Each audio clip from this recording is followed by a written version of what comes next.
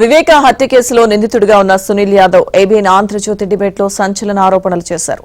తనకు ప్రాణహాని ఉందని రక్షణ కల్పించాలని కడప జిల్లా ఎస్పీని కలిశామన్నారు.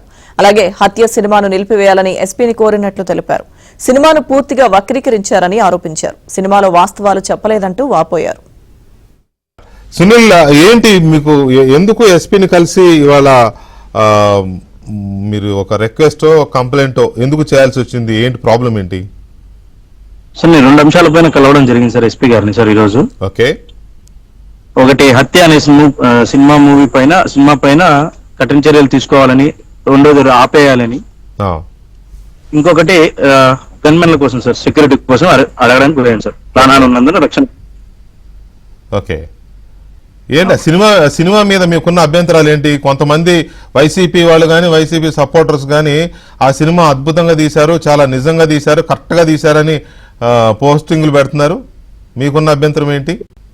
సినిమా తీర్చి పెట్టుకుంటే ఏం లాభం లేదు సార్, బయట నుండి రావాలి కదా సార్. ఓకే. ఎవరు తీయించారు సినిమా? ఇప్పుడు ఎవరైతే వాట్సాప్ లో కానీ ఫేస్బుక్ సోషల్ మీడియా పరంగా ఎవరైతే పోతున్నారో మేము నీతివంతులం, మేము అది ఇది అని చెప్పుకుంటున్నారో వాళ్ళ గురించే సార్ నేను చెప్పేది. అదే కొంతమంది విదేశాల్లో ఉన్న వాళ్ళు కూడా పెడుతున్నారు సినిమా చాలా రియలిస్టిక్ గా ఉందని. సార్ పెట్టడం వెళ్తే ఇప్పుడు ప్రతి ఒక్కటి పెట్టాలి సార్. 8 మంది ఇప్పుడు ఎంతమంది ఛార్జ్షీట్లు ఉన్నా, ఎఫ్ఐఆర్లు ఉన్నా వాళ్ళందరినీ నోట్ చేయాలి. కానీ మాకు సామాన్యమైన మా మీద పడడం ఎంతవరకు కరెక్ట్ అంటారు సార్? మీరు చెప్పిన దాంట్లో జైల్లో నన్ను సహనిందితులు అంటే ఈ కేసులో నిందితులుగా ఉన్న వాళ్ళు నన్ను భయపెట్టారు అన్నారు. ఎవరు వాళ్ళు, ఏమని భయపెట్టారు సార్? అది ఎంక్వైరీలో వస్తుంది సార్. ఎస్పీ గారికి కంప్లైంట్ చేశాను నేను. ఓకే. అంటే వాళ్ళ పేర్లు చెప్పడానికి మీరు సుముఖంగా లేరా? అవును సార్, అవును సార్. రైట్. పోనీ అది పక్కన పెట్టండి. ఏమని బెదిరించారు, ఏమంటారు? అరే మేము పెద్ద బెయిల్లో వెనక్కి తీసుకోకపోతే మీరేం లాభం? తీసుకోలేదు, ఎందుకు తీసుకోలేదు? వెనక్కి తీసుకోలేదు, మేము పోయిన తర్వాత మీకు వస్తుంది బెయిల్, అంతవరకు రాదన్నారు సార్. కోర్టు భిక్షతో మేము బయటకు రావడం కూడా వీళ్ళు దాంట్లో ఇబ్బందికరంగా మాట్లాడడం, జైల్లో వేరే వాళ్ళ ఖైదీలతో ఇబ్బంది పెట్టడం అన్ని జరిగాయి సార్. అదే అడుగుతున్నా, ఏ రకమైన ఇబ్బందులు అంటున్నా? అంటే బెదిరించడం, చంపుతామనడం అట్లాంటిదా, లేకపోతే ఇంకేదన్నా?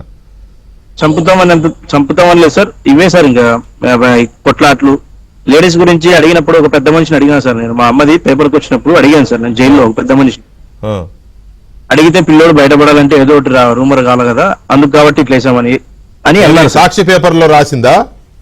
అవును సార్, ఆ పేపర్ అనుకోండి సార్, డైరెక్ట్ గా చెప్తున్నా ఆ పేపరే సార్.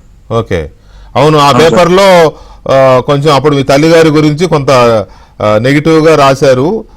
అది నిన్ను బయటపడేయాలంటే అది అటువంటి రాయాల్సి వచ్చిందని ఆ పెద్ద మనిషి చెప్పాడా?